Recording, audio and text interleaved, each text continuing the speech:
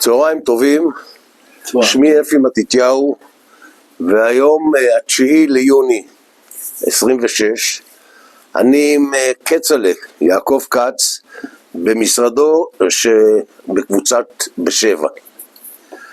כצל'ה היה במלחמה לוחם סיירת שקד, ונלחם במה שנקרא כוח פצי בחזית הדרום. כצל'ה נפצע קשה מאוד, אושפז כ5-6 חודשים בבית החולים בלינסון בפתח תקווה, ושמענו בפרק הקודם את סיפור המלחמה וסיפור הפציעה שלו. כצל'ה, אתה משתחרר מבית החולים, מה קורה? לאן אתה הולך? טוב, אז אי אפשר לקחת את הדבר הזה בצורה פשטנית. צריך לדעת שמלחמת יום הכיפורים עשתה מהפכה בעם ישראל, משום שכל המלחמות שהיו עד אז הייתה תחושה של ניצחון מוחלט, בייחוד מלחמת ששת הימים. אומנם מלחמת ההתשה גבתה לצערנו הרב הרוגים רבים ופצועים רבים, אבל במלחמות שאנחנו יזמנו אותם או השתתפנו בהם, בייחוד המלחמה ב-67, מלחמת ששת הימים, שהייתה מלחמה שהביאה לגל עלייה גדול ולמין תחושה של שינוי המציאות הארץ ישראלית כאן ושם. מלחמת יום הכיפורים הייתה מלחמה שפתחה פצע עמוק בחברה הישראלית, ויצרה תנועות, גם תנועות מחאה, כמו המחאה של אשכנזי ידוע, שהיה גיבור ישראל, ובין היתר קמו תנועות נוספות. זה אני אומר בכללי, תנועה מרכזית נוספת שהוקמה על ידי לוחמים וגיבורי חיל, בראשותם של חנן פורת, בני קצובר, מנחם פליקס, הרב לוינגר ואחרים, שקראו לה גוש אמונים. כצל'ה, לפני שאתה ממשיך, אמרת שמלחמת יום כיפורים עשתה פצע בעם ישראל או בתושבים. תסביר לי למה. בחברה הישראלית. בחברה הישראלית. כן, אני חושב שקודם כל על יסוד העובדות, כי זו הייתה מלחמה לא קלה, מלחמה שהמודיעין שלנו נכשל, גם בצפון וגם בדרום. לא הצליחו למנוע את המלחמה הזו מראש. הנתונים שהובאו לפני הממשלה היו נתונים מוטעים, והייתה תחושה של כישלון קולוסלי, למרות שהיינו 101 קילומטרים מקהיר ו 40 קילומטר מדמשק. 40 קילומטר מדמשק. אז למרות הניצחון בפועל של הכוחות הצה"ליים והכוחות הצבאיים שלנו, בזכות גבורתם של החיילים, הקצינים, אלה שהיו בשטח, החלק המדיני והצבאי כשל.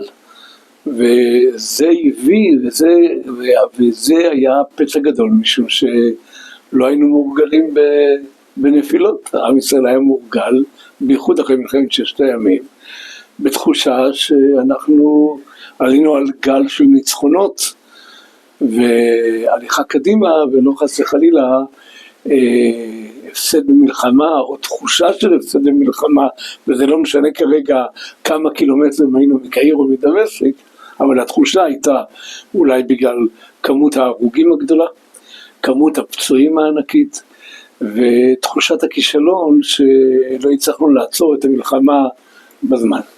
אז הפצע הזה הוא פצע עובדתי, והוא הביא איתו לתנועות שיצרו במשך השנים מאז ועד היום לשינוי מהותי בחברה הישראלית. אם עד אז הורגלנו שהיו נניח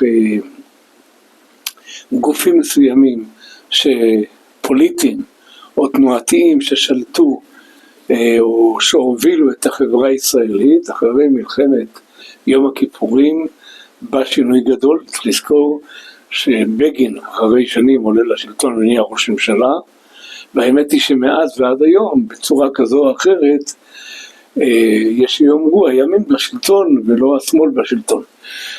זה לא משנה כרגע איך זה היה ומה היה בתוך כל השנים האלה, איזה מלחמות עברנו ואיזה קטסטרופות ואיזה, כמו מה שקרה לפני 2.5 או 3 שנים עוד מעט, האסון הנורא הזה של 7 באוקטובר, אבל באופן כללי אנחנו רואים יציאה מתנועה שלטונית אחת לתנועה שלטונית אחרת, ובתוך כל המהלך הזה אני כפרט מוצא את עצמי אחרי מלחמת יום הכיפורים, אחרי שאני מתאושש מהפציעה, אני חוזר למרכז הרב, שהיא האמא הרוחנית, היא והמנהיג הרוחני של הרב ציודה, היא האמא הרוחנית של תנועת המחאה ההתיישבותית הגדולה שקמה גוש אמונים, ושהיא, אני יכול להגיד עובדתית היום, יצרה מהפך בחלק הדמוגרפי של יהודה ושומרון, רמת הגולן ומזרחה של ירושלים, והיום למעלה קרוב ל1,000,000 יהודים שגרים מעבר לקו הירוק, זה לא היה לפני כן, וכל זה נעשה בשנים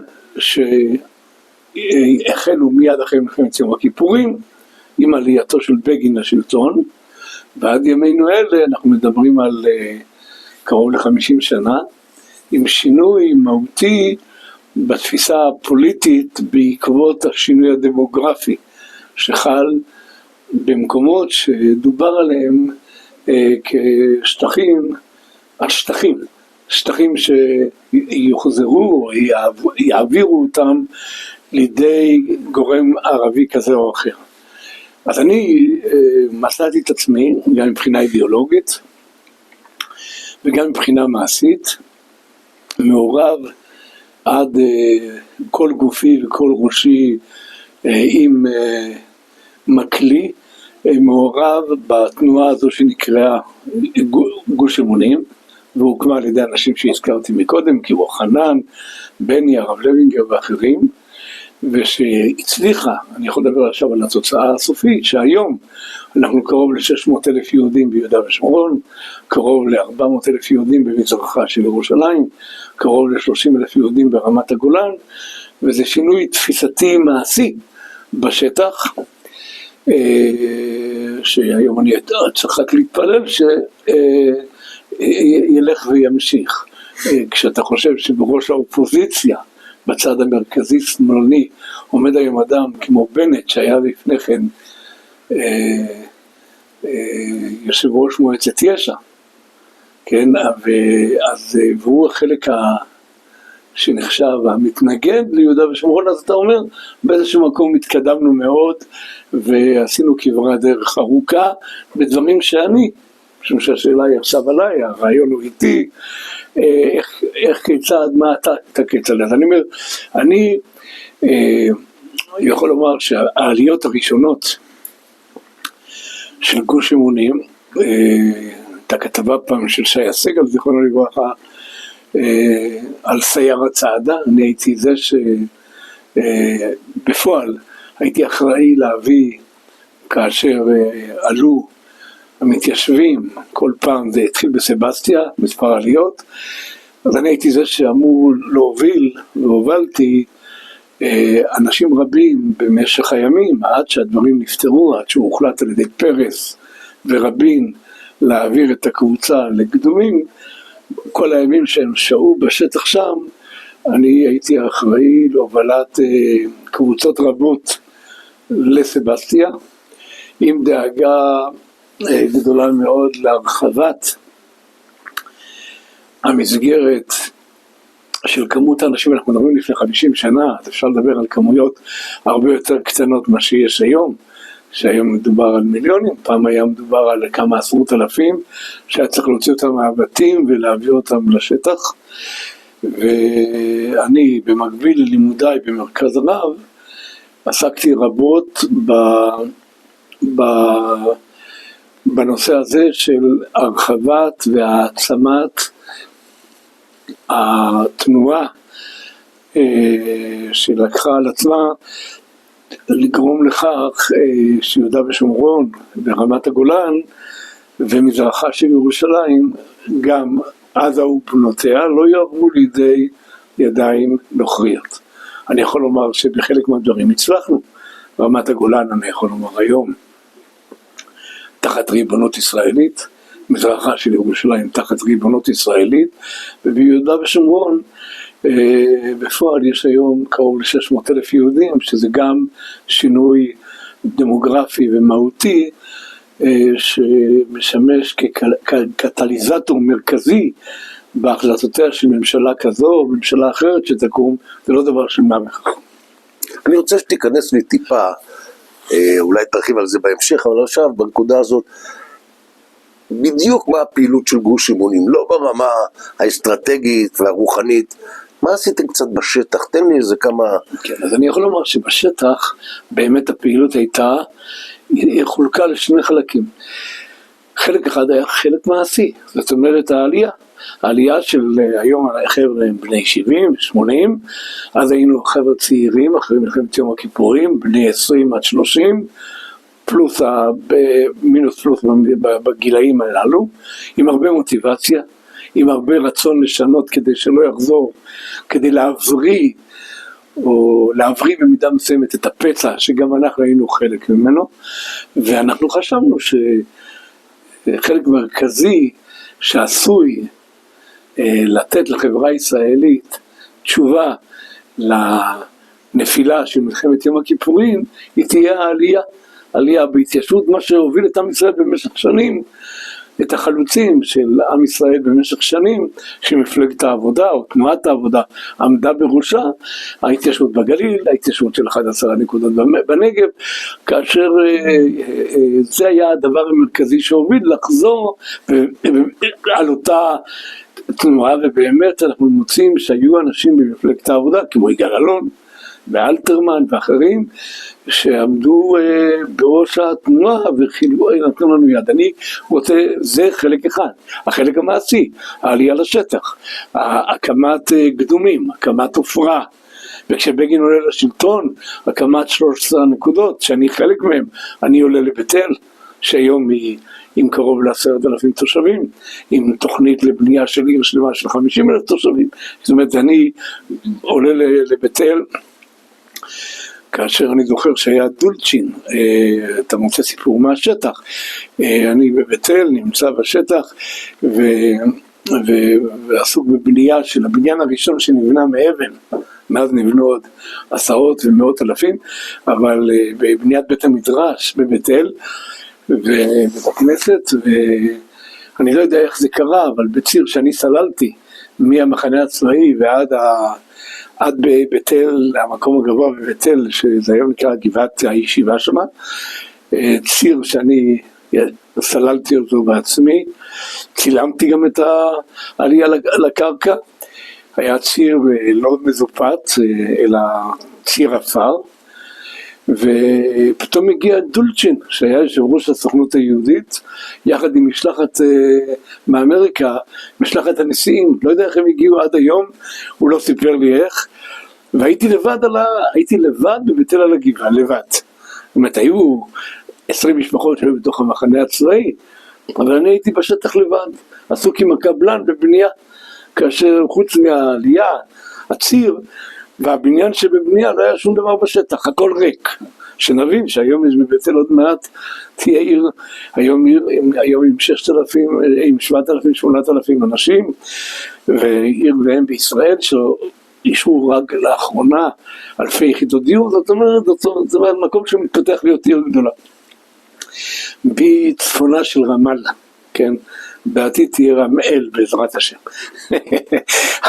על כל פנים דולצ'ין מגיע, הוא הכיר אותי כנראה מכתבות שנכתבו עליי, או מסיפורים שסופרו עליי, הוא ידע להגיד את שמי, ולפני כל החבורה האמריקאית הזו, הוא אומר להם, קצלה, מה אתה עושה פה? What are you doing here? קצלה. ואני בתמימותי ובאמונתי, אני אומר לו, אני בונה פה עיר. אז הוא אומר לי, what kind of city, what kind of town? אז אמרתי לו, עיר של 500,000 תושבים, it's going to be here with 500,000 people. אמר לי, כצל'ה, אתה לבד פה, 500,000? אמרתי לו, אתה מוקף בנשיאים שגרים היום, you are surrounded by 50-60 presidents of American institution, but it will come a time that the way that my father made Aliyah from Poland, they will decide to make Aliyah, they or their children or their grandchildren, and they have to find a place to live. אמרתי, צריכו מקום לגור. They cannot live in Jerusalem because it's full of Jews. They cannot live in Tel Aviv, there is no place over there, no space. So I will invite them to live here in Beit El, because in Beit El we have an area from here till שילה. שילה נמצאת ברחק של רבע שעה נסיעה, 20 דקות נסיעה מבית אל. ככה אני אמרתי לו, וברוך השם זה הולך ומתממש, כי שילה מתרחבת לכיוון שלנו, אנחנו מתרחבים לכיוון של שילה, יש כבר בשטח הרבה נקודות שמקשרות, ועתידה להיות עיר גדולה. הגמרא אומרת, עתידה לירושלים להתפשט ולהגיע עד דמשק. אז בית אל תהיה מהיישובים הדרומיים של ירושלים, לא מהשכונות הצפוניות של ירושלים. אני אומר את זה כאילו בצחוק. על כל פנים, אבל זה עתיד להיות. אז זה מה שאמרתי לדולצ'ין, זה סיפור אחד, זה בחלק המעשי. שאתה שואל מה היה בשטח, הייתי לבד על ההר. אני בבית אל עומד לבד על ההר ובונה עם הקבלן, עם פועלים ערבים, את הבניין שהיה הבניין הראשון שנבנה מאבן, שהיה זמן שבמועצה האזורית מטה בנימין, כל היישובים הייתה תמונה של הבניין הזה, כי הוא סימל את המעבר שלנו מעלייה מקרוונים, או שפרצנו דרך, עוד הבאנו הרבה קרוונים בדרך, אני הייתי אחר כך העוזר של אריק שרון, הבאנו אלפי קרוונים שימשו עד היום, קראנו להם ברונים. למה ברונים?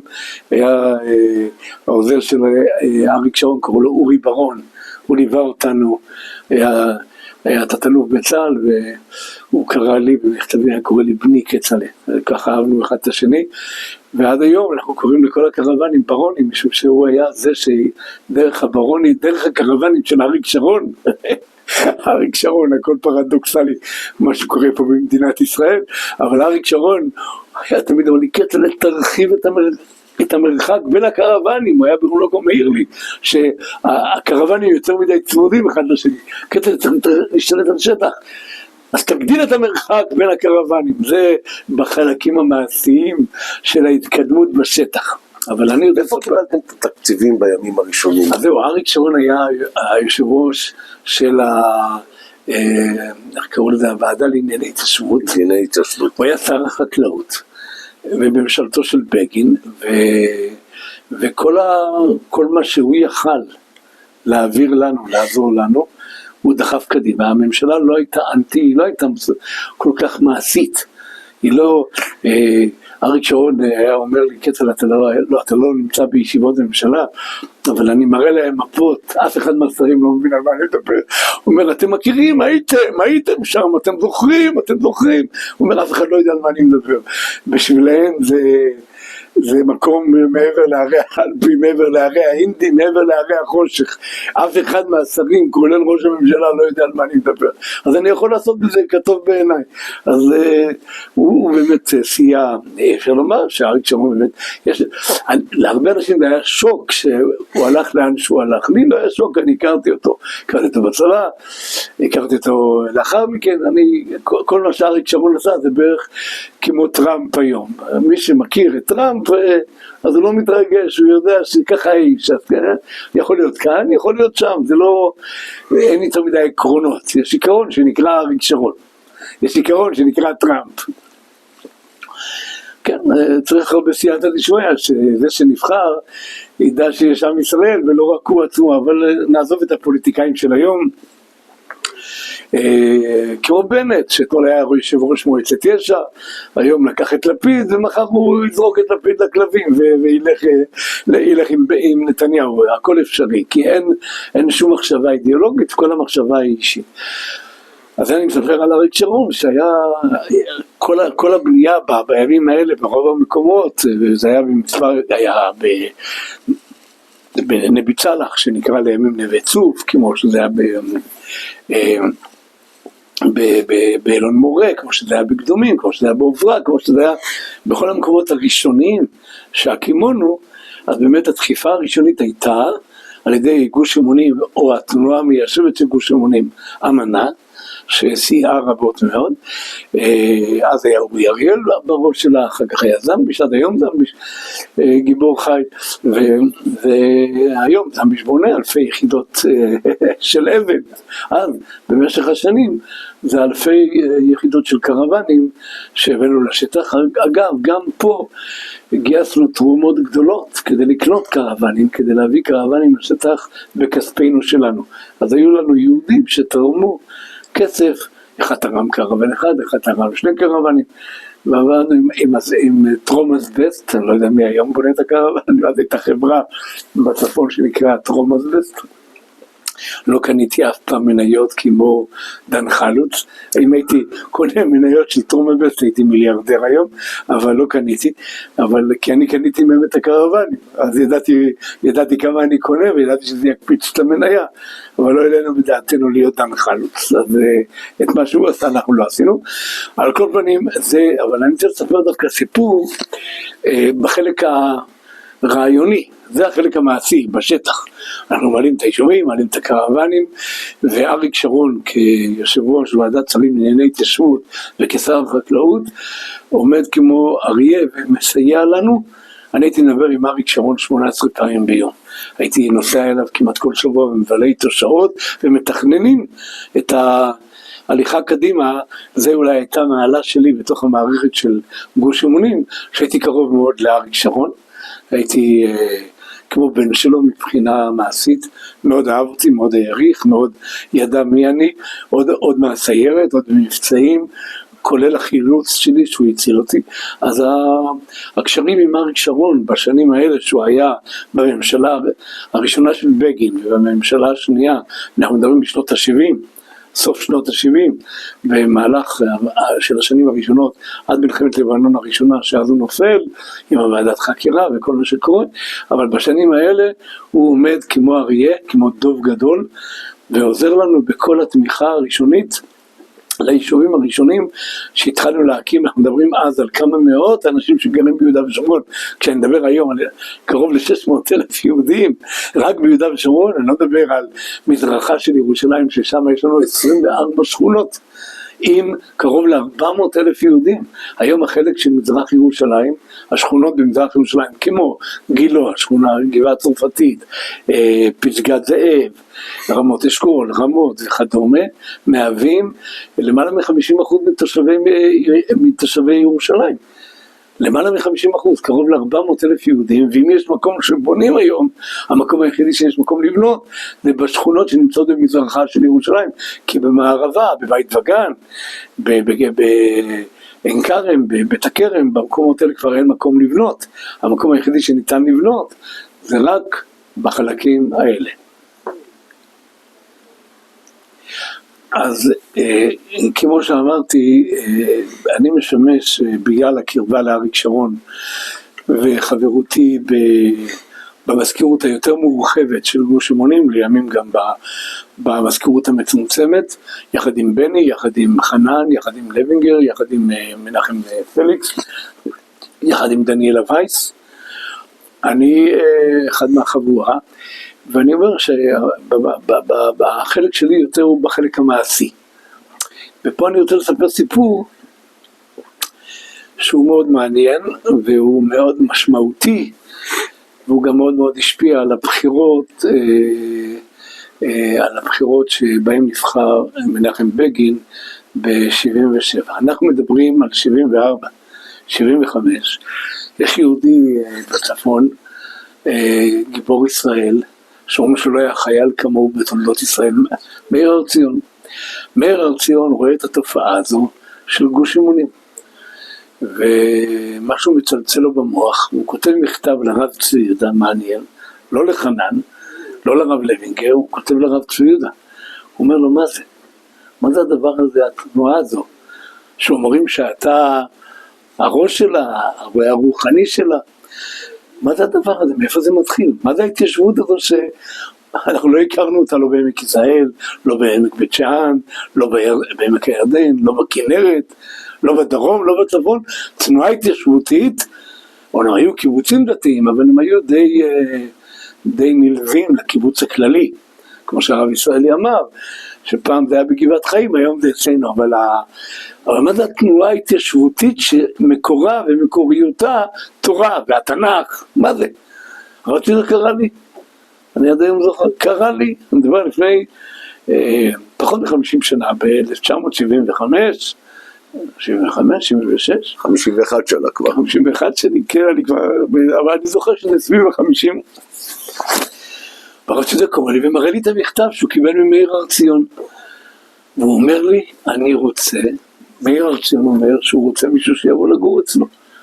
לעבור במשקים, ולהסביר במשקים של עמק הירדן, עמק בית שאן, עמק יזרעאל, כל הצפון, שהוא ראה בזה את הבסיס האידיאולוגי של ההתיישבות.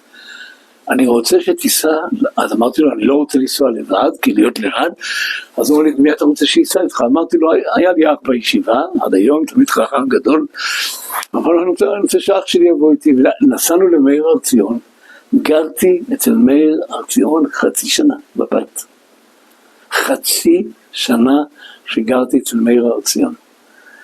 הייתי מגיע ביום ראשון, וחוזר ביום חמישי, נמצא עם אשתי 3 ימים, וחוזר חלילה.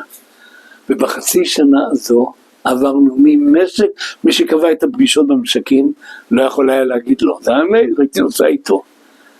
ועוברים ממשק למשק, כן, ממשק למשק, ממושב למושב, במולדת שהיינו שם בעמק יזרעאל, כולם באו לשמוע את החבר'ה הדתיים שמבשרים לנו על תנועת התיישבות חדשה, שלא יודעים איפה היא קמה, מה היא באה לבשר, מאיפה היא מתחילה, איפה היא נגמרת, מה זה קשור לדת, כולם רצו לשמוע, לא היה אנטי, כי לא ידעו אפילו מה אנחנו, לא ידעו מי אנחנו. והתוצאה של חצי שנה של עבודה בכל היישובים הצמיחה את כנס עין ורד, זכור לטוב, אני יודע אם אתה זוכר את המושג הזה, כנס עין ורד, היישוב עין ורד, שם הייתה הפגישה הרשמית הראשונה של הקמת התנועה, שהיו בקיבוצניקים ומושבניקים, חילונים, שמצאו לנכון להיות הסמן הימני שמחזק את ההתיישבות ביהודה ושומרון.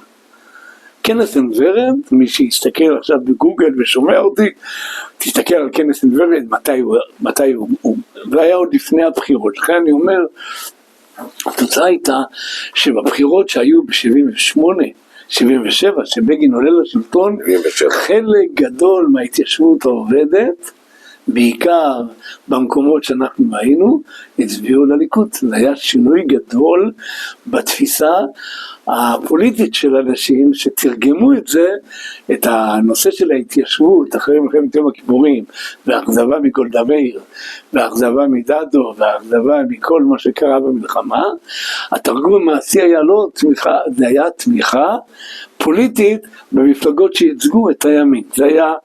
זה אפשר לבגין להקים את הממשלה שלו, בין היתר בלי שאנחנו התכוונו לזה. אנחנו התכוונו להשריש בהם את ההסבר של כל המהלך שלנו, מה זה, אבל כל הקיבוצים, ובכל היישובים, בחמדיה, בנווה איתן, בעין חרוד איחוד, עין חרוד מאוחד, כפר יחזקאל, דגניה א', דגניה ב', בכל המקומות, כל הקיבוץ הגיע.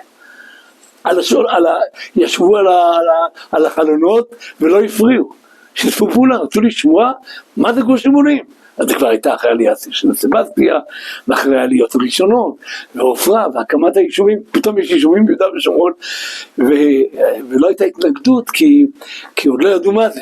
לימים פתאום אמרו, גידלנו פה משהו, מי יודע, עוד יקחו לנו את השלטון, אבל זה כבר היה מאוחר מדי, אנחנו כבר תפסנו בקרנות המזבח.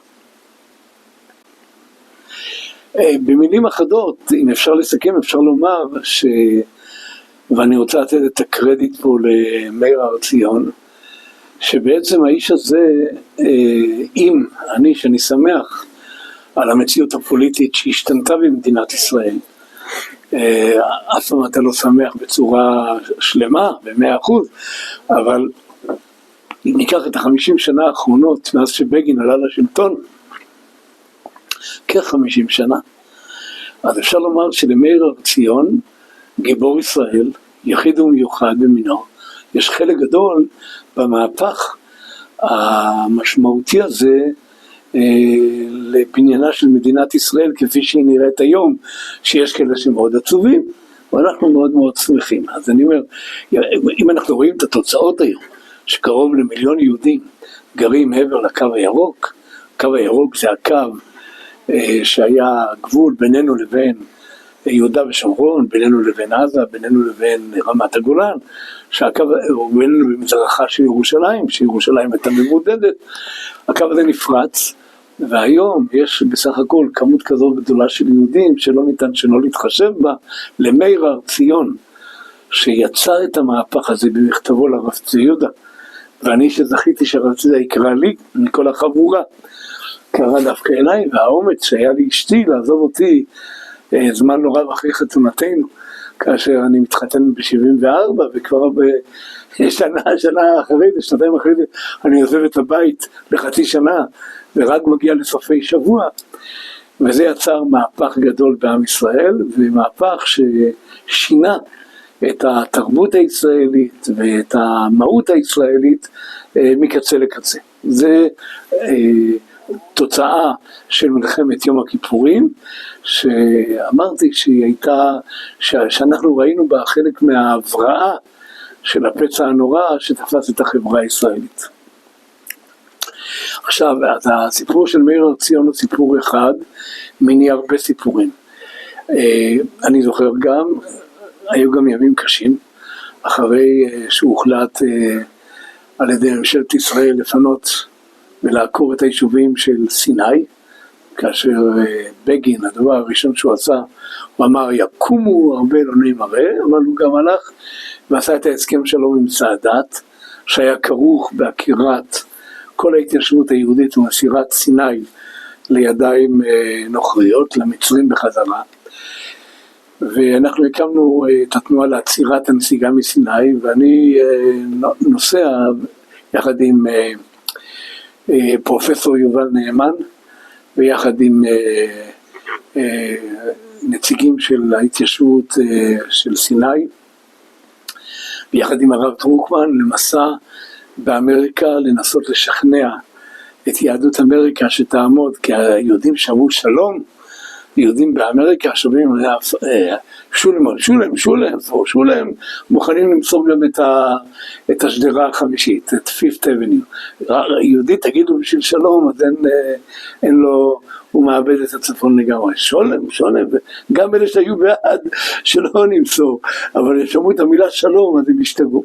אז עברנו מקהילה לקהילה, מעיר לעיר, וכדי לשכנע את היהודים, נפגשנו עם הרב מחב"ד, נפגשנו עם הרב מבוסטון, את הרב סולובייצ'יק, שולנבר, נפגשנו עם ראשי הקהילה היהודית, ועידת הנשיאים, אנחנו המשלחת של יובל נאמן, שלימים היה שר בממשלה, יחד עם הרב דרוקמן, זכר צדיק לברכה, יחד עם, צריך לזכר בשמות של כל האנשים שהיו איתנו חוץ ממני, והיינו עם עוד אחד או שניים, ואני זוכר שטסתי עם יובל נאמן הרבה במטוס, אז הוא סיפר לי איך בונים פצצה גרעינית, ואני סיפרתי לו איך בונים את בית המקדש, ושנינו הסתדרנו טוב מאוד עם הרעיונות הגדולים שלנו. אני לא הייתי כל כך טוב במתמטיקה, והוא לא היה כל כך טוב בגמרא ובזה, אז יכולנו כל אחד לספר לשני סיפורים בלי שהשני הבין, אבל זה היה, אבל אני אומר, זה עוד פעם תוצאה של מעשים מיוחדים. העשייה הגדולה המשיכה להיות בשנים האלה, בעיקר בשנים אבל הדבר הגדול ביותר, שאני זכיתי להיות שותף בו בשינוי פני השטח, היה בשנת 90, כאשר קמה הממשלה של שמיר פרס, עם התרגיל המסריח של דרי, שניסו להקים ממשלה שדרעי הלך יחד עם פרס להקים ממשלה מאחורי גבו של שמיר, שהאגודה שיתפה פעולה, אבל בסופו של דבר עם הרבי מחב"ד, ששלח לפה את השליח שלו גוטניק, הצלחנו יחד עם הרבי מגור, הפני מנחם, פנחס מנחם אלתר, זכר צדיק לברכה, לדאוג שהעסק ישתנה ושהממשלה תקום על ידי שמיר. הם ברגע האחרון חזרו בהם, לא תמכו בפרס, והתוצאה הייתה ששמיר נהיה ראש ממשלה, אריק שרון שר שיכון, ואריק שרון קרא לי וביקש שאני אהיה העוזר שלו לענייני התיישבות. ובשנים 90-91, כשאריק שרון שר שיכון אצל שמיר, ואני מיד אספר כמה סיפורים שלא נשמעו בשום מקום, אריק שרון ממנה אותי לאחראי על המינוי ממשלתי, מביא את זה להחלטת הממשלה. אני עובד בחינם 2 עד הבחירות בהם רבין זיכרונו לברכה מנצח את הבחירות, אבל בשנתיים האלה בין 90 ל-91 ל-92 או ב-91 ל-92 שנתיים ימים אני העוזר של אריק לענייני התיישבות. יש לי 3 עוזרים, אורי אריאל לימים שר בממשלה, זמביש ראש אמנה, מוישה מרחביה שלא עלינו לימים שיקל את בנו עמיחי בבן ג'בל, שנהרג בבן ג'בל במלחמת לבנון השנייה או הראשונה, הראשונה, ויש יישוב על שמו עמיחי בגוש שילה, עם כמה מאות משפחות בלי עין הרע היום. ואנחנו בונים, מעבירים את כל הקרוונים שתכננו, עשרות אלפי קרוונים שתכננו להגיע עבור הקהילה האתיופית, היהודים מאתיופיה, שאמורים היו לעשות עלייה לארץ. את כולם העברנו ליהודה ושומרון, ועוד בסך הכל בשנתיים תחת אחריותי, כאשר אני עובד עם מינוי ממשלתי, לא לוקח משכורת, לא אני, לא זמביש, לא אורי ולא מוישה. אפילו קפה, ואת העוגות שהזמנו בבוקר לאכול עם הקפה שילמנו, הנציב של מדינת ישראל, מבקר המדינה? לא, הנציב, כל הזמן שולח לי מכתבים, אתה לא יכול לעבוד בלי משכורת, כי בהתחלה הם סמכו, זה חיסכון, אבל אחר כך כל עוד שאני לא חותם על חוזה, אז אני יכול לעשות ככל העולה על רוחי, ובאמת עשיתי ככל העולה על רוחי במשך שנתיים, ובמשך שנתיים בנינו 65,000 יחידות דיור ביהודה, שומרון, מזרחה של ירושלים, רמת הגולן ועזה. 65,000 יחידות דיור, שמי שזוכר את יוסי שריד אומר, אבל יש בתים ריקים, כל הבתים מלאים, אין דירה אחת ריקה, אני מדבר על היום, אבל כבר לפני 10 שנים, ובנינו ושינינו את כמות היהודים, הכפלנו אותה ושילשנו אותה במשך שנתיים. זאת אומרת, השנתיים האלה עוד לא מילינו את הבתים בתושבים, אבל אני אקח דוגמה רק את היישוב אלי, שהיו בו 35 משפחות, ובנינו 600 יחידות דיור. אז אתה יכול לדעת, פתאום יישוב עם 35 משפחות, תוך שנתיים הופך להיות כמעט עם 1,000 משפחות. וחנל, קריית ארבע, וכל היישובים הגדולים שינינו בכמות אם בשנת 90 עמדנו על קרוב ל100,000 תושבים, זה אפשר לנו בסוף 93-94, דווקא בזמנו של רבין, הגענו לכמות של קרוב ל-300-400 אלף יהודים, 300,000 יהודים, שזה שינוי מהותי. אני זוכר את ההחלטה בממשלה, בין היתר מה שעשינו, תכננו כבישים בלמעלה מ-150 מיליון שקל. אני זוכר שאני הייתי לקראת מבחן נהיגה, לא מבחן, כן, למדתי נהיגה מונעת, בגלל שהיה לי נקודות, וממש דקה לפני שאני נכנס למבחן, אריק שרון תופס אותי, כי עד באותו יום בבוקר פורסם בעיתון הארץ, שהוצאנו קרוב ל-150 מיליון שקל על תכנון כבישים ביהודה ושומרון.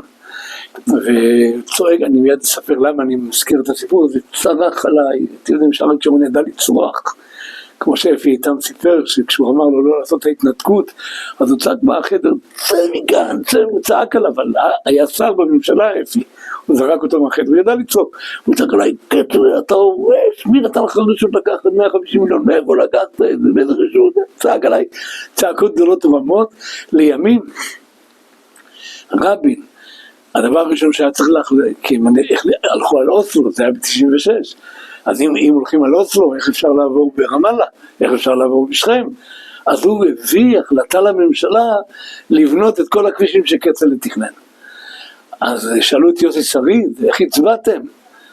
אז הוא אומר, הצבענו עם הראש למטה והידיים למעלה, לא הייתה, אנחנו, לא, ככה יוסי שריד, מי שילך לראות, איך הצבעתם על כבישים בהיקף של מיליארדי שקלים, כל העוקפים, שהיום, אפשר לומר, הכניסו דם לכל היישובים, כי כתוצאה מבניית כל העוקפים, היישובים לא נגמרו.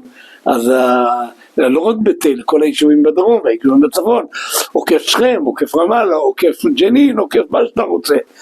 לכל בנו עוקפים, ומי שביצע את כל העקיפות, את כל הבנייה, היה רבין. למה? כי הוא רצה לקיים את אוסלו, הוא הבין שאם נצטרך להמשיך לעבור ברמאללה, יש שם מלחמת אקדוחנים, הם יראו עלינו, אנחנו נראה עליהם. אז אמר יוסי שריד, הצבענו עם הידיים, עם היד למעלה והראש למטה, זה ביטוי שיוסי שריד בפיקחותו ידע להגיד. אבל בנינו 65,000 יחידות דיור בשנתיים, שרק עכשיו אפשר לומר על סמוטריץ' שהוא משכפל את זה בצורה דומה, את הבנייה, אבל היום זה הרבה יותר קל, כי כבר יש לנו מאות אלפי יהודים ויש לנו עשרות אלפי ילדים שמסיימים כל שנה את השמינית ביישובי יהודה ושומרון, והם המגשימים הראשונים, ויש לנו כל שנה עשרות אלפי ילדים שמסיימים צבא, שמחפשים את עצמם. אז היום הרבה יותר קל להגשים את הרעיון של התיישבות ביהודה ושומרון, כי יש לאן להגיע, ויש איך להגיע, ויש מה שיסיים. אבל בזמנו היינו ראשונים תמיד אנחנו. זה היה ראשוניות. אז אני אומר שאני באופן אישי זכיתי להיות מעורב, גם במהפכה עם מאיר הר ציון, שהיה גיבור ישראל, ולהחזיק בכנף מעילו, ולעשות את המהפכה בהתיישבות העובדת עם כנס ורד, וגם לימים להיות העוזר של אריק שרון באופן רשמי, הייתי שנים היועץ שלו, הוא היה בא אליי הביתה ואני הייתי נוסע אליו, ואריק שרון ידע גם לאכול, באנו לרון נחמן, אז אמרתי לרון נחמן, תכין 4 מנות של שווארמה. היה בירושלים, היינו ברחוב ירמיהו, ליד הכניסה לגאולה, לרחוב צפניה, היה שם פלאפל נהדר, זה היה נקרא פלאפל הפריון. אז אריק שרון תמיד היה אומר, כצל'ה בוא נעצור פה, והיה נכנס פנימה מאחורה, הוא הגיש לו 3 מנות מאחורה, הוא עושה טלפונים מאחורה, 3 מנות היה אוכל מאחורה, ושהיה יוצא, מזמין עוד מנה, אז היה מנה רביעית, הוא לא הייתה לו שום בעיה. כשבאנו לרון נחמן, אמרתי רון אל תהיה קמצן, תזמין 4 בנות שווארמה, אני אומר לך, אבל רון היה קמצן, תזמין מנה אחת, אריק שרון מסתכל לי בעיניים, עושה לי מה זה כאן, כן, אריק שרון היה לו כישרון, היה שם צלחת גדולה, ענקית מגש, עם הרבה חצאים של תפוח אדמה, ושל גבינה צהובה, ושל טונה, וזה, והיה אומר לי, תמיד הייתי נכנס יחד עם זמביש, ועם אורי, ועם מוישה, אמרו, תאכלו, היה גומר את כל, אנחנו אמרנו לו, כן, אף אחד מאיתנו לא נגע, לא בחצי מנה, ולא בשניים, אבל אני רוצה לספר רק סיפור קטן, הוא סיפור שכדאי לשמוע אותו, אתה רוצה לשמוע? כן, זה סיפור, זה הכל היסטוריה, אתה רצית לדעת איך הגשמנו, ואז אריק שרון מתקשר אליי, וזה היה אחרי שמלחמת המפרץ מסתיימת, והאמריקאים יכולים להזיז את הלוויינים שלהם מעיראק לכיוון מדינת ישראל. אנחנו יודעים שהנשיאים לא תמיד אהבו אותנו, גם כשהם היו אוהבים, לא היו תמיד אוהבים הגדולים, כמו היום, יש גם מחלוקות. פאקינג קרייזי, כמו שטראמפ אומר לביבי, וכמה שיש אהבה, זה לא אהבת עולם, זה אהבה רבה, מי שדתי מבין על מה אני מדבר. על כל פנים, אז אריק שרון מתקשר אליי, אני העוזר שלו להתיישבות ואנחנו בונים, ואז הוא אומר לי, כצל'ה, תבוא רגע למשרד, תשמע, שמיר משגע אותי. אז נשיא ארצות הברית היה ג'ורג' בוש, השני, הג'וניור. זה הבן שהוא עדיין חי, עד 120. ואז הוא אומר לי, כמה אנחנו בונים? רק כשהוא שואל אותי. אז אני אומר לו, כ-18,000 יחידות דיור. אז הוא אומר, תשמע, האמריקאים משתגעים.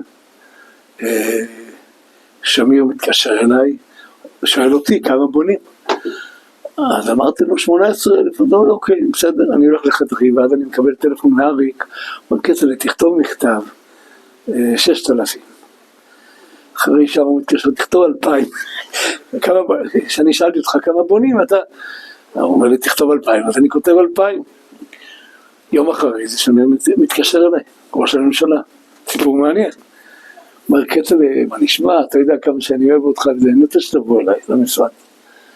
אז אני מגיע, אני תמיד כדרכי בקודש לוקח איתי את זמביש ואת אורי ואת מוישה מחי, ואני תמיד בא עם מלאכי לוויה, צדיקים שיבואו איתי, ואנחנו נצא שיבואו איתי, ושמי אומר לי, כצל'ה, כמה בונים? אז אני אומר לו 18,000 יחידות דיור, אז הוא אומר, למה השקרן הזה כותב לי 2,000? הוא אומר, אתה לא מבין מה קורה, אני נכנס לבית שימוש, בוש מתקשר אליי, לתוך השירותים מכניסים לי טלפון, בוש, מה מעסיק את בוש? רק כמה בונים ביהודה, הלוויינים שלהם רואים בנייה שלא נראתה כמוה ביהודה ושומרון, כמו שרואים היום את כל ההרס שאנחנו עושים בלבנון, בדרום לבנון, שעושים את כל התשתיות האישיות בכל הכפרים, בקילה ובבן ג'בל ובכל המקומות. הוא אומר, הלוויינים שלהם אומרים שלא ראו בנייה כזו ביהודה ושומרון, אז היינו רק עם 18,000 יחידות דיור.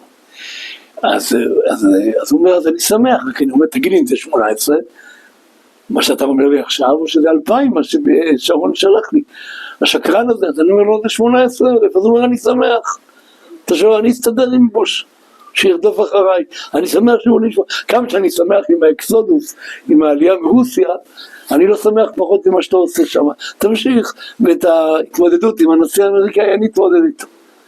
זה מספר על זה שבוש רודף אחריו לשירותים, בתוך השירותים הוא מתעקש, הוא רוצה לדבר איתי עם בעיה אחת שיש לו, איך זה שבונים כל כך הרבה ביהודה ושומרון, סותמים את כל החזון של שתי מדינות לשני עמים, זה היה 18,000, זה היה בתחילת הדרך, כמה חודשים אחרי שאני מוניתי להיות העוזר של אריק לענייני התיישבות, אבל אנחנו יכולים להגיד שאחרי שנתיים שהיינו שם, 65,000 יחידות דיור שזכינו לבנות ביהודה ושומרון בתחילת שנות ה-90, שזה היה בסיס למה שאנחנו רואים היום, קרוב ל-600,000 יהודים ביהודה ושומרון.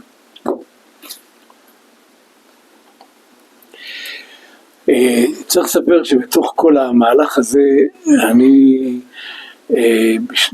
בסוף שנות ה-80, יחד עם חבריי בבית אל, יואל צור, שולמית מלמד והרב מלמד, זו הייתה האינתיפאדה השנייה, אנחנו מחליטים לקנות אונייה, אונייה בדומה לאייפי נתן, ששידר מחוץ למים הטריטוריאליים, הייתה לנו תחושה שהתקשורת הישראלית היא מאוד מאוד אנטי-התיישבותית, אנטי-ישראלית, אנטי-מדינת ישראל, ומסייעת בפועל,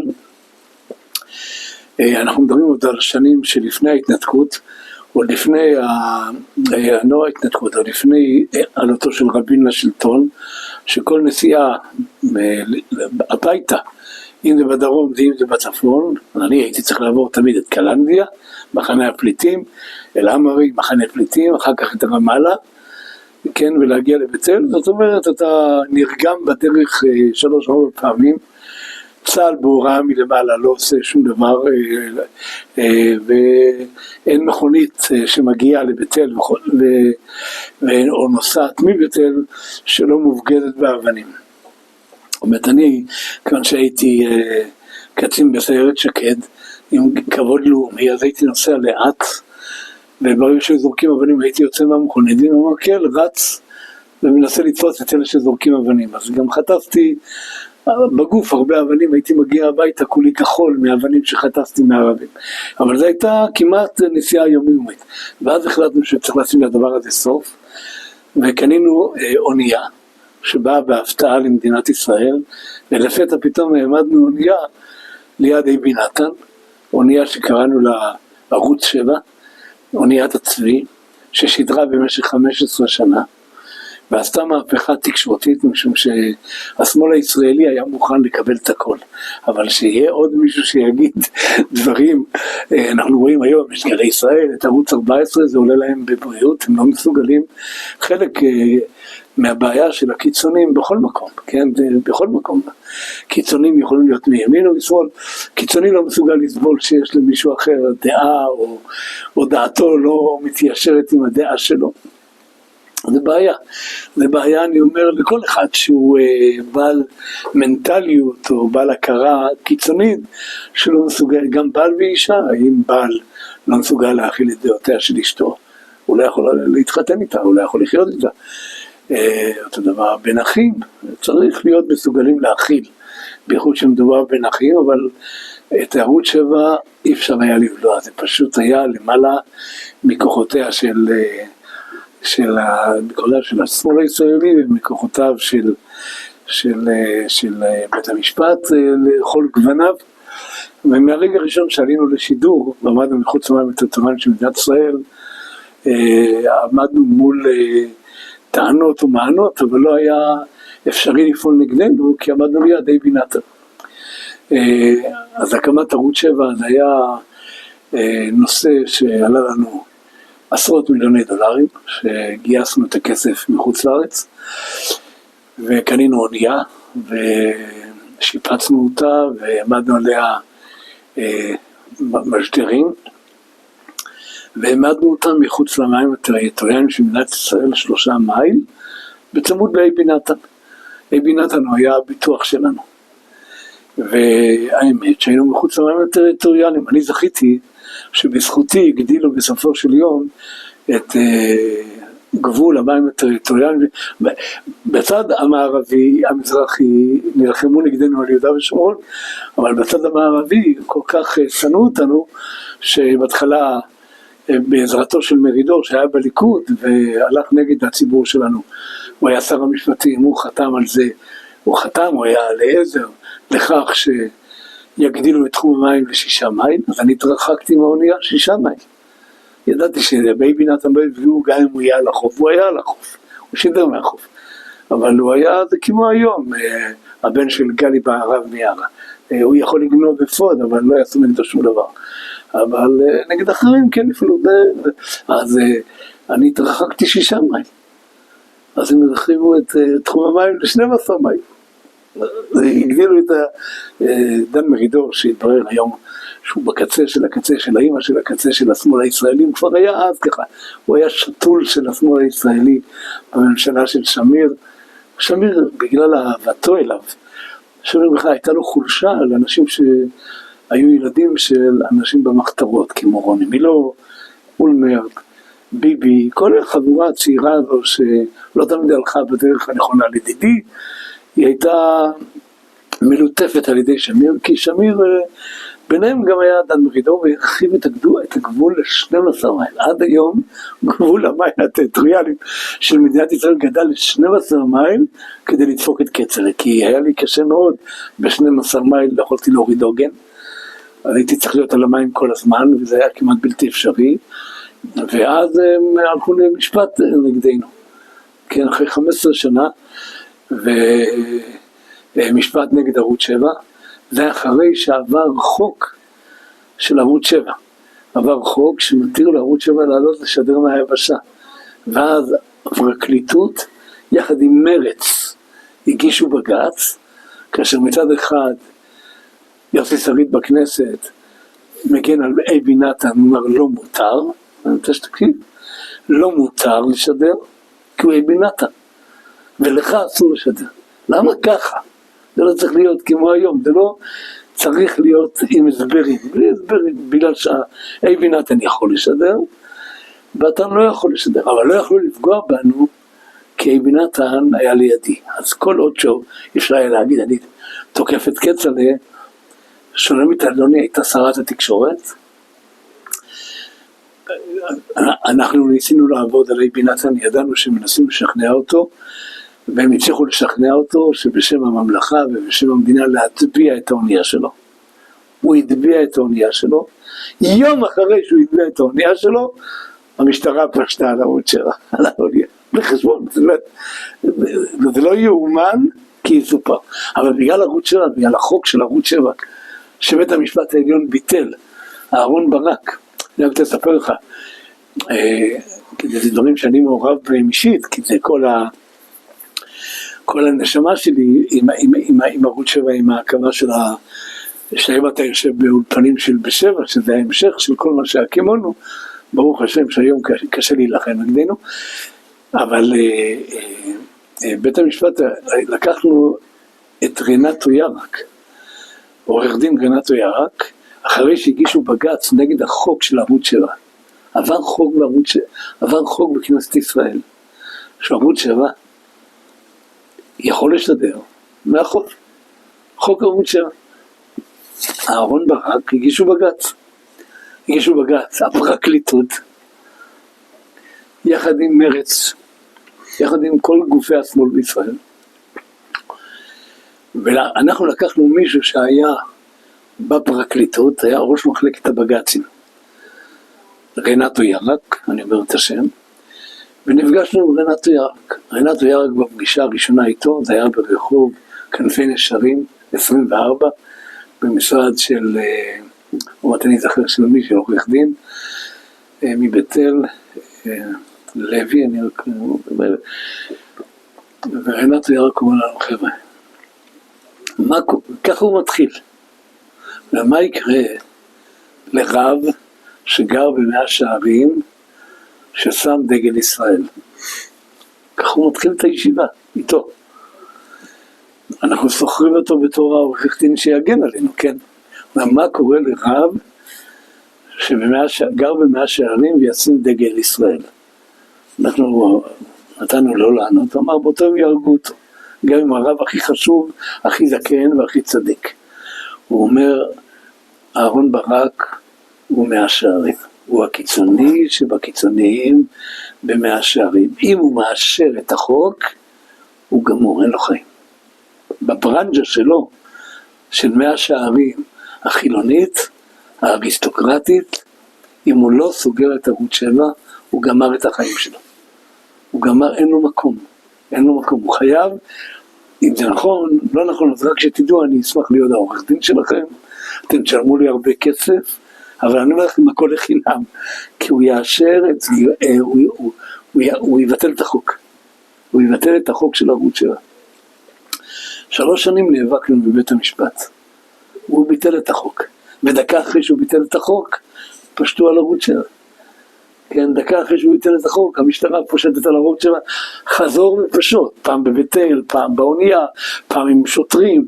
אני זוכר שלפני הבחירות, אני כבר לא זוכר מתי היה הבחירות, שפרס רץ מול, ב-96, שפרס רץ מול נתניהו, אנחנו מקבלים טלפון, האונייה בדיוק הייתה צריכה להיכנס לטיפול, אז מתקשר אלינו מישהו שאנחנו עד היום לא יודעים מי, ברוך יהיה, שמודיע לנו, חבר'ה, אל תכניסו את האונייה, זה היה חודש לפני הבחירות. פרס כבר הבין, כי ערוץ 7 מאוד שיתף פעולה עם הימין, עם ביבי, שידרנו נגד פרס 24/7, יצאנו נגדו כל הזמן, 400 שוטרים מחכים לכם בנמל, הודיע לנו מישהו וטרק את הטלפון. 400 שוטרים עם קסדות חיכו בנמל, ואנחנו ברגע האחרון לא הכנסנו את האונייה. כמו שלימים לא עלינו,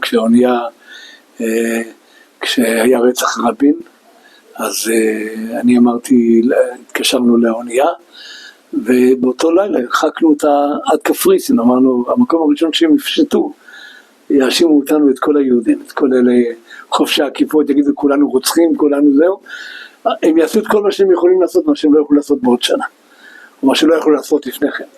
אז אני אומר, ערוץ 7 היה כמו לצנינים בעיניהם, כמו עד ובעין, ולקחו אותנו לבית המשפט, ובבית המשפט היה משפט שהתנהל שנים, ובסופו של יום השופט יורם, כל הבחורסים שלו, פסק שצריך לסגור את ערוץ 7.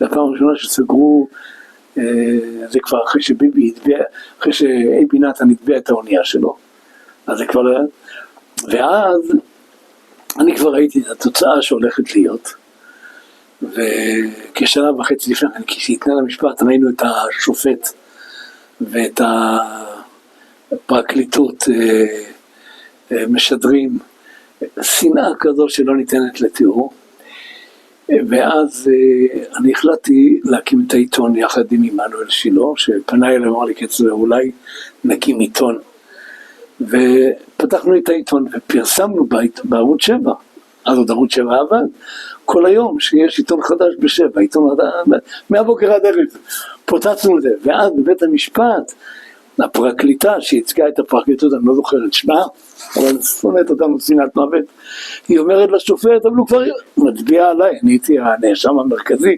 שהקמתי תחנת רדיו בישראל, הוא כבר הקים עיתון, הוא הקים עיתון ב7, אז השופט אמר לו, אז תגידי לי איך, השופט היה איתה בפרקליטות לפני כן, רק מי שהיה בפרקליטות יכול היה להתקדם להיות שופט, אז הם העמידו את כל השופטים מהפרקליטות. אז הוא אומר לה, בשם שלה, תגידי לי מה אני יכול לעשות, אין איסור להקים עיתון בישראל, תגידי לי סעיף, אז אני אעשה, אבל אין סעיף, אבל הוא הקים עיתון, זה היה הנושא המרכזי מאז שהוא קם העיתון, כל דיון יצעק, הוא כבר הקים עיתון, אז הקמנו את העיתון באמת, ובאמת הם סגרו את הערוץ שלה, אבל התוצאה הייתה שכתוצאה מכך הפחד מערוץ 7 היה כל כך גדול בקליקה של השמאל הישראלי, בחברה שעוסקת בערוצי התקשורת, ואז הם החליטו להקים תחנות מקומיות, אזוריות.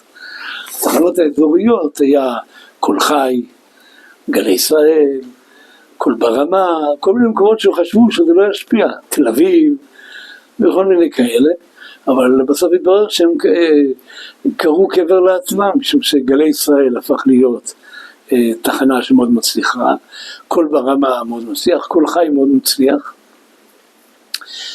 והתוצאה הייתה שבמקום ערוץ 7 יש להם היום 4 תחנות ערוץ 7, ויש להם היום במקום טלוויזיה אחת, יש 2 תחנות טלוויזיה שמאוד מצליחות, ערוץ 14, ערוץ 15, וגם בערוצים הסטנדרטיים הרגילים יש שם הרבה אנשים שגדלו בערוץ 7, כמו עמית סגל וחגי סגל ומלא אנשים ששידרו אצלנו במשך 15 שנה נמצאים היום בכל הערוצים בטלוויזיה. זה היה דבר גדול שהקימונו בשנות ה-90, בשנות ה-80, ש-15 שנה עד 2003, עד שסגרו אותנו, ערוץ 7 מככב בעיתונים, מככב מהבוקר עד הערב, אבל לא הייתה להם בעיה לאהרון ברק, הדיקטטור, כמו שהגדיר אותו רנטו ירק, הרבי המרכזי של הנטורי קרתא, שמאלני בישראל, לא הייתה להם בעיה לעשות את כל הדברים שהם טענו נגדם כל השנים, והם היו הראשונים שביצעו עלינו וגם היום, אם נניח, מחר יעלה לשלטון בנט את לפיד, או בנט את, לא הייתה להם בעיה גם לסגור את ערוץ 7, גם לעקור מיליון יהודים, שום בעיה. זה בולשביזם פר אקסלנס, אני חושב, לא תהיה להם שום בעיה לשסות יהודים ביהודים. השנאה לעצמיות הישראלית ולחזון הציוני וליהדות של עצמם, כמעט כמו בימים של רוסיה אימנו וסטלין אבינו, או סטלין אימנו ורוסיה אבינו. זאת אומרת, את אותם שנים נוראיות של הסזון של ארץ האונייה, איך קראו לה, הירי על... אקסודוס? לא אקסודוס, איך קראו לה האונייה של בגין שהוא הגיע, האונייה שהם ירו עליה, התותח הקדוש. לא משנה, אבל השנאה העצמית היא כל כך גדולה, שמסוגלים לדברים הרעים ביותר, כמו שאם תיתן היום כוח לנטורי קרתא, שיושבים במאה שערים את הכוח, הם גם יעשו את אותו דבר אותו דבר שאהרון ברק עושה בלי כיפה, הם יעשו עם כיפה. זאת אומרת, הקיצונים מכל הכיוונים מסוגלים לעשות את הדברים הכי נוראים, וטוב לנו שדברים אולי יבואו יותר באיזון, אז צריך להתפלל לכך.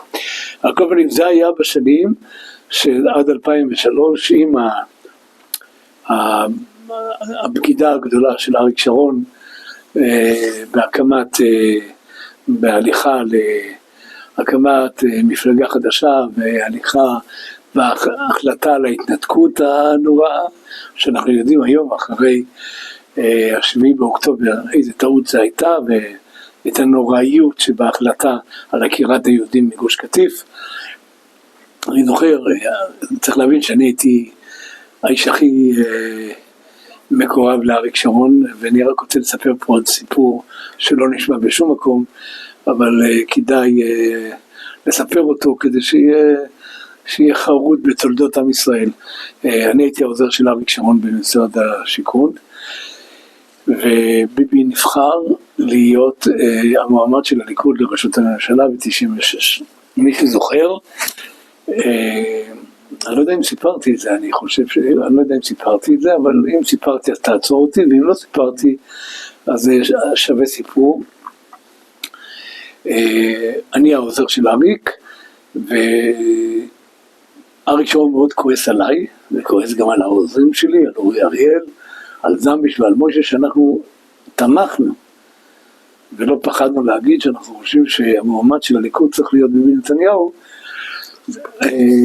כיוון שיש לו סיכוי להיבחר יותר מה שיש לאריק שרון. אריק שרון הזה היה סלוע השמאל, מי שזוכר את ההפגנות נגדו, ואנחנו חשבנו שזה עוד לא אריק שרון האהוב המקיים את תורת השמאל בהרס היישובים, בעקירת היישובים, זה אריק שרון עוד של כצל'ה, של יושב ראש הוועדת שרים לענייני התיישבות, אריק שרון שבונה את יהודה ושומרון ועוזר לבנות את יהודה ושומרון, ככה הוא נתפס.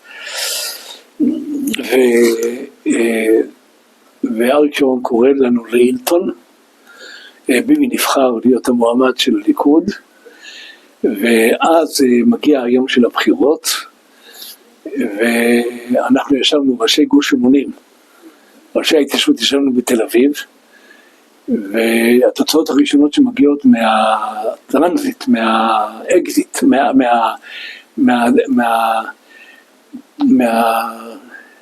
מהקלפיות הדמה, אלה שלא האמיתיות הם, שפרס מנצח. המדגם שפרס מנצח עם הובלה של 2%. הייתה ממש תחושה של חורבן. ישבנו בחבר'ה, ראשי גוש אמונים, כולנו ידענו שאם פרס הופך להיות ראש ממשלה, זה חורבן של יהודה ושומרון, חורבן של ארץ ישראל כולה, זו הייתה תחושה שלנו. כך היה פה, וכך גם היה באמריקה, היהודים שתמכו בהתיישבות, כולם הרגישו חורבן. והשידורים הראשונים שיצאו בשעה 10, עד השעה 12, אחת, היו, אני זוכר אצלנו אנשים שנשכבים על הרצפה ובוכים, בוכים ממש בכי תמרורים, ממש כאילו חורבן הבית. פרס, והם רוקדים, במפלגת העבודה שלנו, אתה זוכר את זה? רוקדים ושרים עם עצי זית, והיה שם אפילו מישהו שכמה אמר, נעשה עם הערבים, ונדפוק את המתנחלים, באמת דיברו בצורה גלויה, עכשיו זה הזדמנות שלנו פעם אחת לקחת נקמה, אנחנו ננהל עם הערבים את המדינה, ונעשה כך וכך וכך וכך. אני משום מה, שראיתי שההפרש בקלפיות של הדמה, רק 1.5-2%, אז אני אמרתי, בשונה מאחרים, אמרתי להם, ביבי מנצח. ואני זוכר שאריק שרון מתקשר אליי וצועק עליי, ושמתי אותו על רמקול, כולם יכולים לשמוע, בגדת בי, אמרתי לך לא ללכת עם האיש הזה, אמרתי לך שהוא יפסיד. ואני אומר לו בשלווה, אומר לו, אריק, קח את המכונית, תיסע לתל אביב לביבי, כי בעוד 3 שעות הוא ראש הממשלה. עוד פעם השטויות שלך, עוד פעם אתה יודע. אמרתי לו, אריק, תשמע מה שאני אומר לך, קח את המכונית, וסע לתל אביב, ותהיה ליד ביבי, כי הוא יקום ויתום אם אתה לא תהיה לידו. דוד לוי ומרדכי נסעו למטה לתל אביב, והיו עם ביבי בשעות הקשות, שהוא בעצמו מכריז שהוא יפסיד את השלטון.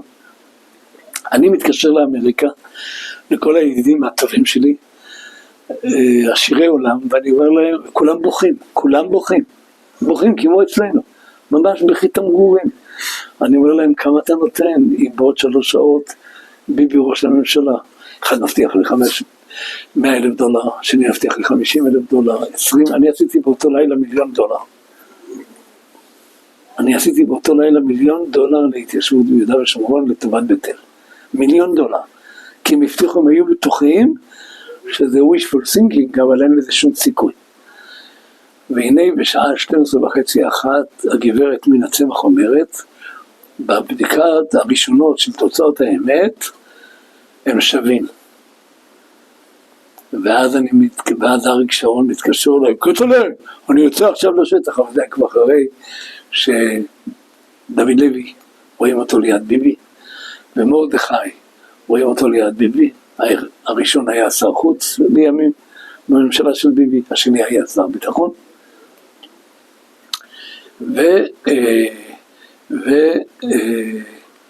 וככה בשעה 2 מן הצמח כבר אומרת, בתוצאות האמת ביבי מוביל עם 0.5%, ביבי מוביל עם 1%, ובסוף ניצח עם 15,000-20,000 קולות, אבל זה הספיק כדי שהוא יהיה ראש הממשלה. זה נסענו לבית אל, נסעתי הביתה, עם אורי אריאל, אני זוכר לקחתי אותו הביתה, זה כפר אדומים, משם אני נסעתי הביתה, למחרת אני מקבל טלפון מאריק שרון, אריק שרון קורא לי לבוא לראות אותו בהילטון, היום זה ורט, המלון בכניסה לעיר, עם 20 ומשהו קומות, פעם היה הילטון, אתה זוכר? היום זה נקרא ורט, הוא אומר, אני רוצה להיפגש איתכם שם בלובי. אז באתי עם אורי, עם זמביש, ועם מוישה מרחביה, ונפגשים עם אורי. הוא אומר, תדע לך כצל'ה, אני לא הולך להיות עוד פעם העוזר, כך הוא אומר לי, העוזר שלך, כך הוא אומר לי, העוזר שלך במשרד השיכון לבנות התנחלויות, זה נגמר, אני רוצה להיות שר ביטחון. תגידו לי ביבי, שאם אני לא שר ביטחון, אני לא הולך איתו לממשלה, לא רוצה לדבר איתו, לא רוצה לשמוע אותו. אני חוזר לחווה ולא רוצה לשמוע מכם יותר מילה. זה התנאי שלי. אני שר ביטחון, אם לא, אני לא בממשלה שלו. ועכשיו אני נוסע אליו, להודיע לו שאני שר שיכון לא אהיה אצלו. אני לא אהיה העוזר שלך כצל'ה, חבל שלא הקלטתי את זה. עזוב אותנו בזעם רב, כעס עלינו, כי אנחנו עזרנו פעם, הוא לא האמין, זה היה אחרי בלילה שהוא כבר ראה שביבי ניצח, שכבר ביבי הוא עליו עליו הנשיא צריך להקים את הקמת הממשלה, והוא מודיע, התנאים שלו, מודיע לנו על התנאים שלו, שאם הוא לא שר ביטחון, אנחנו ידענו שהוא הבטיח למרדכי להיות שר ביטחון, הוא הבטיח לדוד לוי להיות שר חוץ, הוא לא יכול לתת לו את זה, ושתקנו. בלילה, ביבי כבר בחדרו, בחדר שלו היה חבר כנסת, מתחיל להקים את הממשלה. אז הוא קורא לזה. בשעה 4 לפנות בוקר, אני מקבל טלפון מגלעד, הבן של אריק שרון. זה מעניין אותך הסיפור? כן. זה הסיפורים עם הצבע. זה סיפורים הכי אמיתיים שיכולים להיות. גלעד, אני נותן ללכת לשירותים קודם, אבא מבקש שתתקשר אליו. תמיד היה השיטה, אריק לא מתקשר אליי, ואף פעם הוא לא דרך עומרי, שהיינו שנואי הנפש שלו. גלעד מתקשר אליי, הבן, ואומר לי, אבא מבקש שתתקשר אליו. אני מתקשר לאריק, בשעה 4:30 לפנות בוקר. אריק אומר לי, תשמע, עכשיו ביבי בחדרו, מקים את הממשלה, כן? והוא הבטיח לאגודה לתת לפורוש להיות שר שיכון. לך תנסה לסדר שאני אהיה שר שיכון. ואחרי שבבוקר הוא צעק לי, אני לא מוכן להיות העוזר שלך, אני הערתי את אורי ואת דמביש ואת מוישה, ונסענו ארבעתנו לדבר עם ביבי.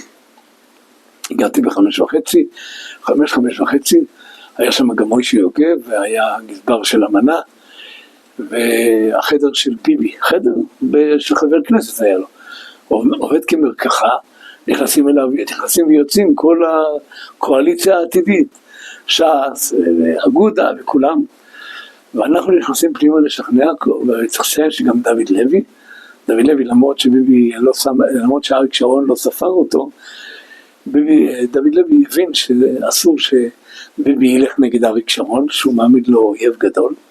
ביבי עוד לא נהיה ראש ממשלה, וכבר מעמיד לו כזה אויב. אגב, אריק שרון כל השנים שנא את ביבי, הוא תמיד קרא לו, אף פעם הוא לא קרא לו ביבי, הוא תמיד קרא לו זה שהדוגמן, או זה שעושה במכנסיים, היה אומר ביידיש, ארמכתין אויז, אתם מכירים את זה שעושה במכנסיים, הוא קרא לו, הוא חשב שהוא פחדן גדול. אגב, במלחמה האחרונה דדי ברנע, ראש המוסד לשעבר, אומר שהוא גילה אומץ רב בכל מיני החלטות לגבי המלחמה בעמק אביב ובשאגת הערים, בהחלטות שלו לגבי איראן, אבל אני לא נכנס לזה אם הוא אמיץ או לא אמיץ. אני לא הביוגרף של ביבי ואני לא מתיימר, למרות שיש לי איתו סיפור ארוך. על כל פנים, אנחנו מנסים לשכנע את אריק שרון, את ביבי, ואז דוד לוי בא עם רעיון ואומר, בוא נציע לו איך קראו לה, קרא לזה שר, ניתן לזה שם של שר, הוא היה שר לאיזה עניינים, אני כבר לא זוכר, קראנו לזה, בכל זאת בדבר כבר, אני לא זוכר איך קראנו לזה. ואז דוד לוי בא עם רעיון, בוא נקים משרד לתשתיות, עשה לתשתיות במדינת ישראל, וצריך לדבר עם אריק, דוד לוי, וביבי מוכן לדון כי הוא אמר, אני הבטחתי לאגודה, שפרוש שר השיכון, אני לא חוזר בי. אני הבטחתי, אני מקיים. שר שיכון, אריק לא יהיה. אז יש לכם רעיון שר תשתיות, אני מוכן לשמוע על הרעיון הזה, אני צריך לשמוע מה דעתו של אריק. יושבים בחדר של ביבי, אין אז פלאפונים. אנחנו מדברים על השנים שעוד אין פלאפונים. יש רק טלפון. טוב, כצל'ה, תתקשר לאריק, אתה מדבר עם אריק.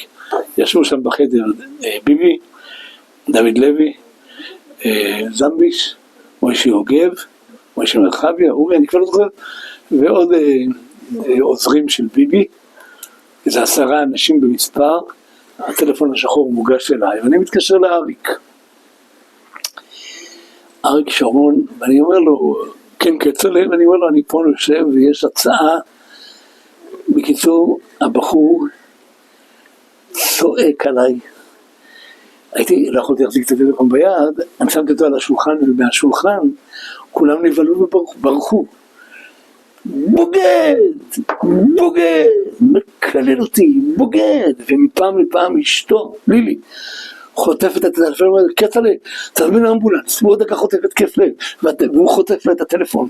בוגד! בגדת בי, עכשיו אתה מציע לי, בלי שר שיכון, אין מה לדבר, וצועק, וצועק, וצועק, וצועק. וכולם בורחים מהחדר, בי בורח, דוד לוי, כולם, אני נשאר לבד, אני חושב מוישי יוגב היחידי שנשאר איתי. חצי שעה, איך אני יודע שזה חצי שעה? כי בסוף הוא תורק לי את הטלפון. אבל חצי שעה אחרי זה, מה קורה? אני מקבל טלפון. אריק שרון מתקשר, מי לא מתקשר, מי מתקשר? גלעד, כצל'ה, אבא מבקש להתקשר אליו. אני אומר לו, יצעק עליי אותו? הוא אומר, לא, הוא לא יצעק. אני מתקשר לאריק עוד פעם, הוא רגוע, שלב, הוא אומר לי, אוקיי, כצל'ה, תרשום, שר תשתיות. תרשום מה הופך להיות תחת שר התשתיות. הכניס את כל המדינה תחת, את הביטחון, ואת השיכון, ואת החקלאות, מה, אין לך מושג. אבל הוא כבר הסכים לכותרת, זה היה הישג גדול.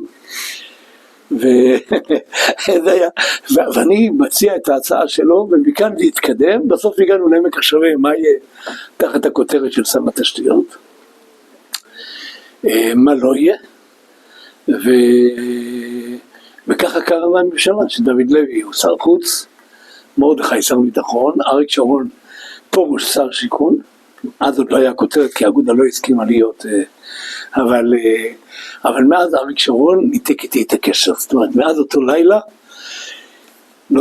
יצאנו לדבר פעם אחת, אני אמרתי לספר את זה, אבל מין שנאה כזו, וקנאה כזו, וחוסר סליחה כזה, כמו שהוא ידע על זה, שהיינו מעורבים בזה, הוא לא שר ביטחון, הוא לא המועמד של הליכוד לראשות הממשלה, שהוא חשב שאנחנו צריכים להיות איתו נגד ביבי, שבסוף שר ביטחון זה מרדכי, שר החוץ זה דוד לוי, שר השיכון זה פרוש, והוא עצמו שר תשתיות. עד כאן. למה ביבי התעקש על איציק מרדכי כשר הביטחון? התשובה היא פשוטה, משום שמרדכי היה אז בליכוד, לא היה אז במפלגה אחרת, ובליכוד הוא חשב שעם מרדכי הוא יצליח יותר ממה שהוא יצליח עם ביבי. ודבר שני, הוא מקים ממשלה, פעם ראשונה הוא נבחן במילה שלו. הייתה לו הבטחה למרדכי, לימים הוא הבטיח לי שאני אהיה שר בממשלה שלו, שאני רק הודיע לנשיא שאני ממליץ עליו, והוא לא עמד בהבטחה שלו. הוא לקח את ברק, שברק בסוף זרק אותו לכלבים. אבל במקרה הזה הוא הבטיח למרדכי, והוא חשב שעם מרדכי יהיה לו הרבה יותר קל מאשר יהיה לו עם אריק שרון. ובאמת מרדכי יצא לו אחר כך צרות צרורות, ובסוף הלך נגדו, ובסוף הקים מפלגה חדשה, ולימים הפך להיות השונא הגדול של ביבי. גם מרדכי טעה, כי הוא נפל ונעלם, והיום לך תדע איפה הוא. אבל המציאות הייתה שהוא שמח על מרדכי יותר, במקרה הזה מרדכי עמד לצידו בהקמת הממשלה, והוא היה צריך כל שיהיה בטוח, במקום אריק שרון שיצא נגדו. אז היה לו אויב, אז הוא עמד במילה שלו. היה לו חשוב שהוא בונה את הממשלה לאלה שהוא הבטיח, לקיים את מה שהוא הבטיח. שלא יצא לו שם חס וחלילה של מי שאינו מקיים את דיבורו. כזה, למה אתה עושה היום? בעיקר התיישבות, בעיקר בשבע, את שניהם ביחד?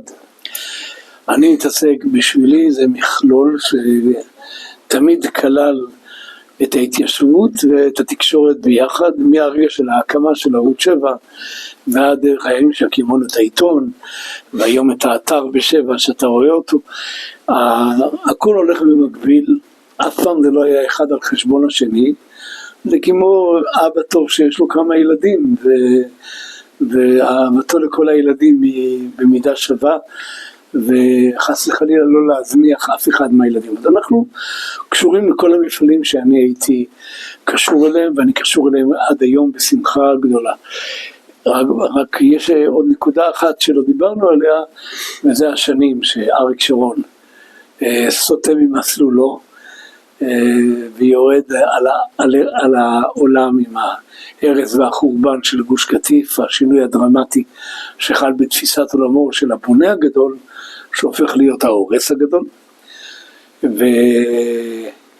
והשנים שבאות אחרי זה, גם שאני נכנס לפוליטיקה כתוצאה מכך שהבית היהודי לא מצליח, האיחוד הלאומי נפרד מהבית היהודי בשנת 2008, לקראת הבחירות של 2009, ולא מצליח בסקרים לעבור את אחוז החסימה, ואז אורי אריאל יחד עם הרב אליהו קוראים לי ומבקשים שאני אעמוד בראש האיחוד הלאומי, ושנקים מפלגה משותפת יחד עם עוצמה לישראל, יחד עם ארי אלדד, והקימנו את מפלגת האיחוד הלאומי על שלושת מרכיביה, ואנחנו זוכים בבחירות עם 4 מנדטים לעומת הבית היהודי של אורבך וזבולון אורלב ואיך קראו לו לשר איצקוביץ', איך קראו לו לשר שרביט, השר הרשקוביץ לימים שר, אחר כך נציב, כן, אז הרשקוביץ, אורבך, זכרונו לברכה, וזבולון אורלב, שיבטל לחיים ארוכים. אנחנו 4 והם 3, הם נכנסים לממשלה, אותנו, ביבי עובד עלינו, אני חייב לציין שהיינו טירונים, עושה לי עוקץ, תרגיל, נורא והיום, אני עד היום לא סלחתי לו, ובאמת עד היום לא דיברתי איתו, אני לא מדבר עם ביבי, כיוון שהוא שיקר אותי ורימה אותי, הוא היה מתקשר אליי בערך 50 פעם ביום, לוודא שאני ממליץ לנשיא עליו, כי בלעדינו לא היה לו 60 מנדטים, היה לו 57, היה לו איתנו ביחד 63 מנדטים. הוא היה האמת שיהיה לו היום 63 מנדטים בבחירות הקרובות, יכל לעשות את כל הדברים שבעולם, כמובן בישיבות הבטיח שאני אהיה שר בממשלה וכל ה... ופתאום דקה לפני שהוא מקים את הממשלה הוא מודיע לי שאני בחוץ כי ברק לא מסכים, וברק הפך להיות שר ביטחון אצלו, והוא מצליח אולי לפצל את מפלגת העבודה, אבל גם הרס את הקשר שלו איתנו, וכמובן רימה ושיקר, ואני לא סולח לו לנתניהו על השקר, ובאמת מאז ועד היום לא היה לי שיג ושיח איתו, אני לא מוכן, לא רוצה לראות אותו, וזה לא נוגע בכלל לשאלה מי לדעתי בין כל אלה שמצביעים על עצמם היום כמתאימים להיות לראשות הממשלה, מי הכי מתאים להיות ראש ממשלה. אני לא נכנס לנקודה הזו, אני בהחלט יכול לחשוב שאולי אם זה להחליט להצביע עבורו או עבור בנט או עבור אייזנקוט או עבור בני גנץ או לפיד, אני אגיד להמליץ עבור ביבי, אבל זה באופן אישי, אני אומר אישי. אריק שרון תמיד אומר זה לא אישי, ואני אומר מאוד אישי. אני אישית לא סולח לשקרן הזה שרימה אותי ושיקר אותי בפנים מגולחות וברוע לב ובטיפלות, במקום לקחת אותנו ואיתנו לבנות ממשלה חדקה של 60 שנה. הוא לקח את ברק, ואנחנו רואים כמה שברק אוהב אותו, כמה הוא אהב אותו וכמה הוא היה בוגד בממשלה במשך כל הזמנים, אבל זה כבר בעיה של ביבי. אני חבר כנסת 4 שנים, וב4 שנים האלה אני ממונה להיות יושב ראש ועדת עובדים זרים, ואני עושה שם מהפכה, קודם כל בהחלטה לעשות את הגדר. הצלחתי לשכנע את הכנסת ואת הממשלה להשקיע כ$3 מיליארד בבניית הגדר מול המצרים, שעצרה את הכניסה לישראל של מיליוני אריתראים ומיליוני סודנים לישראל. זה לקח לי הרבה זמן לעבוד על זה, אבל הצלחתי בסוף. עבודה שלי פרטית, יש הרבה חוקים שאני מנסה להעביר שהיום מבצעים אותם, כמו כביש 60 ועוד כל מיני חוקים של מינימום עונש לגונבי מכוניות ודברים כאלה, שבצורה פרדוקסלית מי שהפיל אותם היה ביבי עם יעקב נאמן, ולימים כל החוקים האלה חזרו. היום כביש 60 סוללים אותו וכל הדברים, אבל אני אחרי 4 שנים, אורי אריאל מחליט שהוא רוצה להיות יושב ראש המפלגה, ואני מחליט שאני לא רוצה להתמודד מולו, ואני עוזב את החיים הפוליטיים.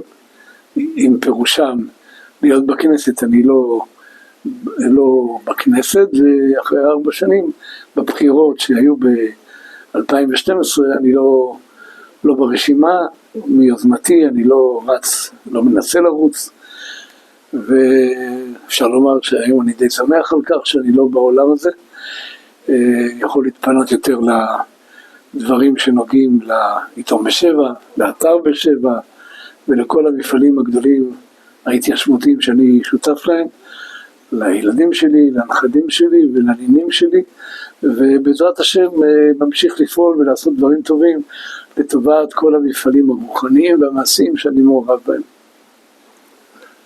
לפני שאנחנו מסיימים את הרעיון הזה, כצל'ה, ספר לי קצת על המשפחה הגרעינית שלך, למי אתה נשוי?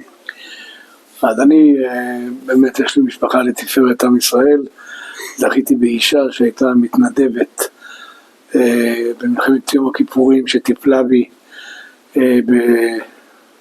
בבית החולים בלינסון, שהתנדבה פעמיים, פעם לעבוד במחלקה הכי קשה של הפצועים הקשה, של הכוויות והשתלות ואורתופדיה קשה, ובפעם שנייה שהסכימה להתחתן איתי, זו הייתה התנדבות יותר קשה. יש לנו בלי עין הרע 7 ילדים, 5 בנים ו2 בנות, כולם קודש לעם ישראל, ביחידות העילית של צה"ל, בתפקידים גם חתנים, בתפקידים מרכזיים, ממג"דים ועד מפקדים במטכ"ל ובשלדג וביחידות דומות, לא רוצה לפרט,